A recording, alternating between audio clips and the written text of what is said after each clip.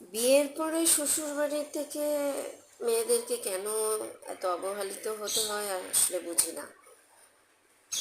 তাদের বাড়িতেও মেয়ে আছে, তাই না? তাদের বাড়ির মেয়েরাও তো অন্য বাড়ির বউ হয়ে যাচ্ছে। তাহলে আমরা যদি আর এক বাড়ির বউ হয়ে যাই, তাহলে শ্বশুর শাশুড়ি কেন এত ইজিলি মেনে নিতে চায় না আমি বুঝি না। ওদের বাড়ির ছেলেটাকে তো আমাদের বাড়ি জামাই হিসাবে মাথায় করে রাখে, সেই হিসাবে আমাদেরকেও তো একটু ওদের মাথায় করে রাখা উচিত। মাথায় না রাখুক, একটু হাতের কাছে রাখা উচিত, যে আমরাও তো পরের বাড়ি থেকে আসি, আমরাও তো বাবা মা ছেড়ে শ্বশুর বাড়িতে আসি। তাহলে আমাদের কেন এত অবহেলিত হতে হয়? আমাদেরকে কেন তাদের মেয়ের মতো মানে না? কেন আমরা মেয়ে না? আমাদের কি জন্ম দেয়নি? আমাদের মায়েদের কি কষ্ট হয়নি? বাবা মা আমাদের কষ্ট করে মানুষ করেনি? তাহলে ওদের বাড়ির ছেলে মেয়ের যদি এত আদর আপ্যায়ন ওদের করতে হয়, তাহলে আমাদেরকে কেন করবে না?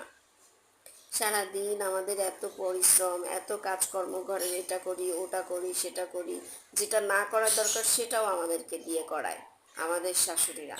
তাহলে তাদের কি একটুও কষ্ট হয় না যে আমার মেয়েটাও তো শ্বশুরবাড়ি গিয়ে এইভাবে কাজ করতে পারে?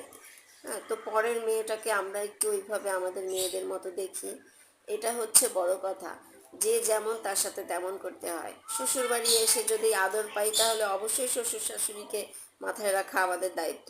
আর যদি শ্বশুর শাশুড়ি আমাদের সাথে এমন ব্যবহার করে, এমন আচরণ করে, তাহলে আমাদের মেয়েদেরও এমন করা উচিত। কারণ দিস ফর দ্যাট, আমাদের শাশুড়ি আমাদেরকে যেভাবে তৈরি করবে আমরা ওইভাবে তৈরি হতে বাধ্য।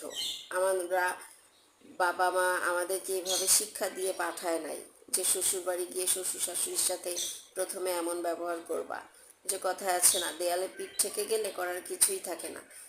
10 দিন আপনাকে ধাক্কা দিবে, আপনি একদিন অবশ্যই ধাক্কা দেবেন। ওই একদিন ধাক্কা দেওয়াতেই দেখা যাচ্ছে যে আপনি খারাপ হয়ে যাবেন, বলবেন বাড়ির মেয়ে, ওই বাড়ির মেয়ে ভালো না, বাড়ির বউ ভালো না, এই মেয়েকে এখানে রাখা যাবে না। পরে কি করে?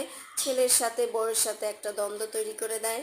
দ্বন্দ্ব তৈরি করে দেওয়ার পরে ছেলে আর ওই বউয়ের প্রতি এতটা আসক্ত থাকে না। তখন দেখা যাচ্ছে ছেলে আজকাল মানে বউয়ের সাথে এটা সেটা নিয়ে ঝগড়া করতেই থাকে, পরবর্তীতে ডিভোর্সের পর্যায়ে চলে যায়।